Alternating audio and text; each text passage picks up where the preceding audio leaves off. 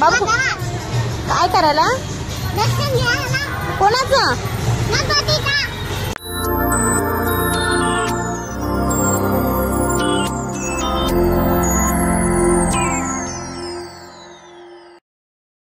स्वागत आहे तुमचं माझ्या परत येते यूट्यूब चॅनलमध्ये.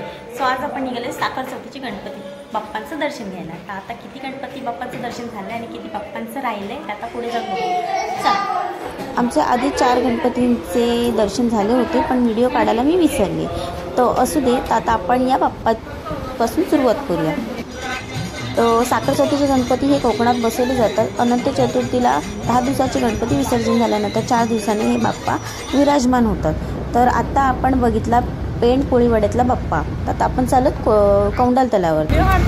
मस्त रात्रीच्या वेळेस बाहेर पडायला खूप मजा येते आणि बाबू होता सोबत.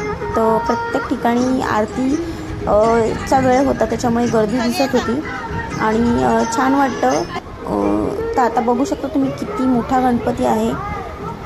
तर आम्ही किती मन प्रसन्न झालं बाप्पाचं दर्शन घेऊन. आणि 1.5 दिवसाचा बाप्पा असतो त्याच्यामुळे उद्या विसर्जन होतील आणि काहीकांकडे 2.5 दिवसाचा सुद्धा असतो. तर आम्ही आता तिथून निघालो कारण की आम्हाला दुसरीकडे पण जायचं होतं. हा पण कौंडाल तलावावरचाच बाप्पा होता आणि तिथे सुद्धा जस्ट आरती झाली होती त्याच्यामुळे तुम्हाला इतकी गर्दी दिसत आहे. तर आम्ही जास्त वेळ न घालवता पुढच्या बाप्पाकडे गेलो. नंदियाळ नाक्याच्या जवळच आम्ही इथून जाताना बाप्पाचं दर्शन घेतलं. इथून गेल्यावरती बाटेवाड्यात गेलो आणि काही जे व्हिडिओ काढायचे राहिले होते ते आम्ही हे आता तुम्ही बघू शकता पुढचे बाप्पा. लालबागचं राजाचं पण दर्शन घेतलं.